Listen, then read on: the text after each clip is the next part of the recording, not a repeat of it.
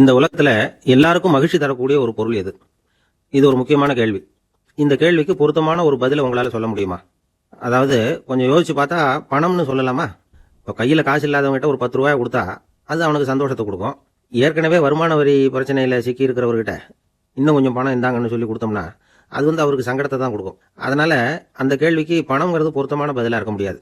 கேள்வி என்னன்னா, இந்த உலகத்துல எல்லாருக்கும் மகிழ்ச்சி தரக்கூடிய ஒரு பொருள் எது? சரி, இனிப்புன்னு சொல்லலாமா? ஏன்னா எல்லாருக்கும் இனிக்க தானே செய்யும். அதுலயும் ஒரு சிக்கல் இருக்கு.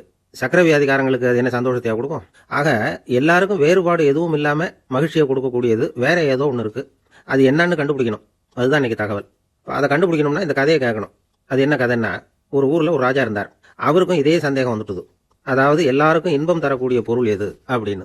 இதுக்கு பதில் தெரிஞ்சுக்கிறதுக்கு ஆசைப்பட்டார். சரி, அதுக்கு என்ன செய்யலாம்னு யோசனை பண்ணாரு. நாட்டு மக்களுக்கு பகிரங்கமா ஒரு அறிவிப்பு கொடுத்தார். நம்ம நாட்டு மக்கள் இன்பம் தரக்கூடிய பொருள் எதுன்னு நினைக்கிறாங்களோ அதை கொண்டுகிட்டு வந்து அரண்மனையில் உள்ள கண்காட்சி மண்டபத்தில் வைக்கலாம். அப்படி அவங்க வைக்கிற பொருள்களில் எது எல்லாருக்கும் இன்பம் தரக்கூடியதா இருக்குமோ அதை வச்சவருக்கு 1000 பொற்காசுகள் பரிசு அப்படின்னு அறிவிப்பு கொடுத்துட்டார். ஜனங்கள் இந்த அறிவிப்பை கேட்டாங்க. அதுக்கப்புறம் சும்மா இருப்பாங்களா? 1000 பொற்காசுன்னா சும்மாவா? அவங்க கையில் என்னென்ன கிடைச்சதோ அதையெல்லாம் கொண்டாந்து அரண்மனை காட்சி மண்டபத்தில் வச்சுட்டாங்க. அதுக்கப்புறமா ராஜா அங்கே வந்தார். ஒவ்வொன்றா பார்த்துக்கிட்டே வந்தார். முதல்ல ஒரு குயில் இருந்தது. இனிமையாக பாடக்கூடிய குயில். இந்த குயிலோட இன்னிசை எல்லாருக்கும் இன்பம் தரக்கூடியது தான். இருந்தாலும் காது கேட்காதவங்களுக்கு இந்த இசை எப்படி இன்பம் தர முடியும்? அதனால இது சரியில்லைன்னு விட்டார்.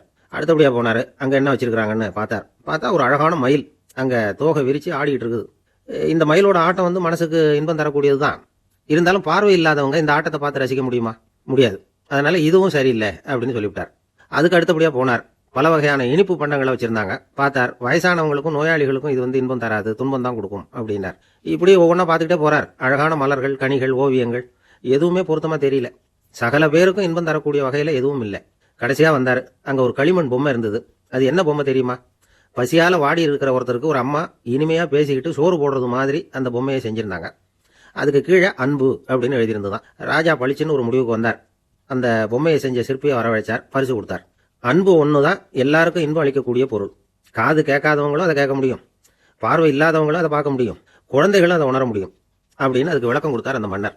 இந்த உலகத்துல எல்லாருக்கும் மகிழ்ச்சி தரக்கூடிய ஒரு பொருள் அன்பு தான். அதை புரிஞ்சுக்கிட்டு தான் சில கணவன்மார்கள் மனைவி பேர்ல ரொம்ப அன்பை காட்டிக்கிறது வழக்கம். ஒரு வீட்டு வாசப்படி பக்கமா மழைக்கு ஒதுங்கினார் ஒருத்தர். மழை தூரிட்டு இருந்தது. இருட்டு நேரம். அந்த வீட்டுல இருந்தவர், இன்னைக்கு ராத்திரி வேணும்னா இங்கேயே தங்கிட்டு காலையில போங்க அப்படின்னார்.